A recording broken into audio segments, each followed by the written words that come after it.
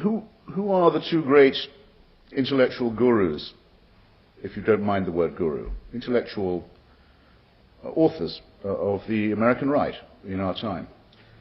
Well, there might be an argument about which the top two would be, but in any group of the top 3 or 4, you'd have to include Leo Strauss, and you'd have to include Ayn Rand.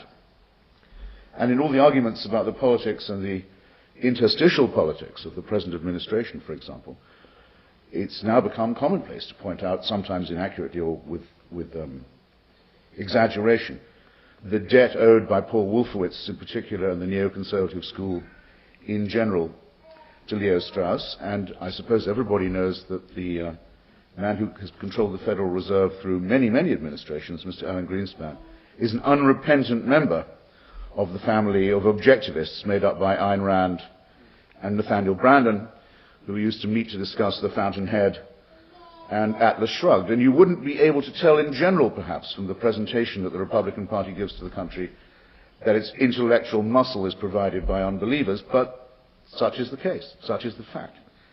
Leo Strauss, I think we could define as a non-believer rather than a positive infidel or unbeliever. He had a sentimental reverence, shall we say, or respect for belief, but he couldn't achieve it himself or respect it too much in others. And I suppose Ms. Rand could be described as a Nietzschean in some ways, because she thought that religion, all of it, but particularly Christianity, was a religion for slaves. And I don't agree with her about that, because if only because for such a long time Christianity was the religion of slave holders and slave takers and slave traders, as well as, because we must be fair, for abolitionists and campaigners against slavery. So don't mistake me, I don't propose any simple-minded Nietzscheanism here, but I do want to propose the concept of the anti-theist as opposed to the non-theist or the agnostic. The anti-theist, such as myself, someone who's hostile to the idea of religion, takes no position as between different faiths. We maintain that the pluralism of faith, the extraordinary pluralism of faith and the schism within existing faiths, the number of churches all claiming to have, or if not churches, synagogues or mosques or gurdwaras or temples, claiming to possess or open an avenue to the truth and competing with one another, is susceptible of a very simple explanation. The pluralism of religion is attributable to the fact that man created God and not the other way around. If you accept the postulate that man makes gods, there is no mystery in the proliferation of gods and religions that has always existed in human society. If you, on the other hand, accept the idea that God made man, such a phenomenon is inexplicable, especially if you add, as so many do, that God made man in his own image. In other words, he must have made an image of someone extremely schismatic, if not in fact schizophrenic. The only ones in this argument, therefore, who have to be wrong, who must be wrong, for whom there's no help and no excuse, are those humans, mammals, fellow mammals like ourselves, made of the same errant and torpid and sinful flesh as ourselves, who claim that they do know the mind of God and his intentions and indeed his minute instructions on private and public behavior. Only those who affirm this must be, by definition, ab initio, mistaken. And if I was a religious person and I heard someone, or a spiritual person, and I appear not to have the gene that is required for this, and I heard someone talk in this way, I would in that instant recognize profanity and blasphemy. No fellow mammal, no one who I know is at least made in the same image as I am, I know myself reasonably well, is going to tell me he knows what God's will is. That must be profane even to the spiritual and the religious. It is certainly very deeply offensive to the active rationalist mind because of its arrogance, no less than because of its impossibility. And if I've made this simple point of repudiation clear, I still haven't carried my point about the moral imperative of anti-theism or unbelief, which I'll now try and carry, or at least to assert. What then if it was true without, or shall we say, against? You choose, either against the evidence or without any evidence, but what if it was true nonetheless, could somehow ontologically be established as true, that we are all part of a grand divine design? What would that actually mean, if it were to be true?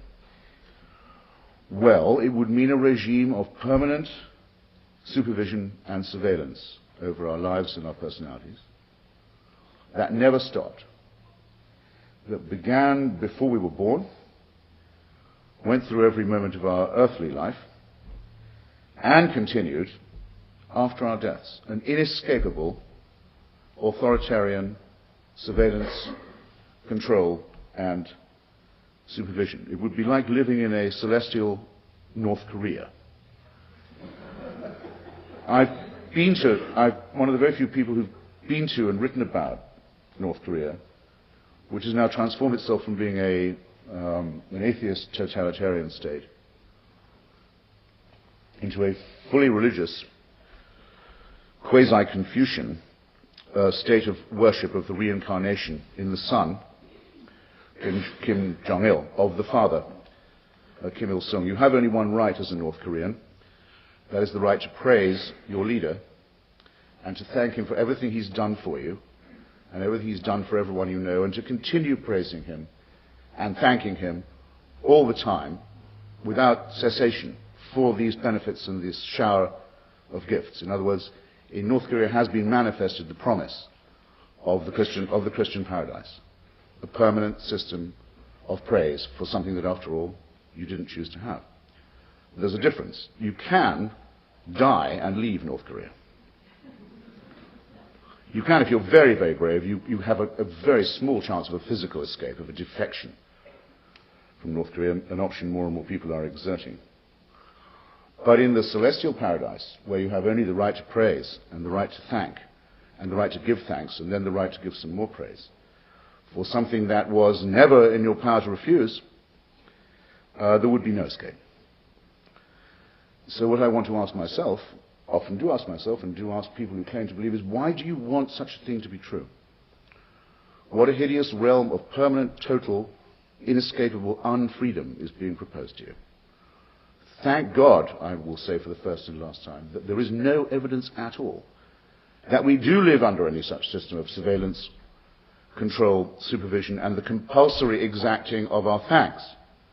And bear in mind, and some of you I'm sure will get this point, how much worse that system would be if it was benign, if it was run by someone who was kind and for your own good. That would be even more horrifying and degrading than to live under a diabolic exaction of the sort. Hence, I think, because this is the origin of totalitarianism, not in our outside world, where it's menacing enough, but within our own minds, the struggle to throw off this servility is the precondition for any struggle for liberty, whether intellectual or personal or moral. And to some of us, the idea of such a subjection, an infinite, inescapable subjection, is revolting, the more especially because it is preached by fellow mammals who have no special claim to knowledge or wisdom, who clearly want to exert power. And ask yourselves this question as I ask it to myself.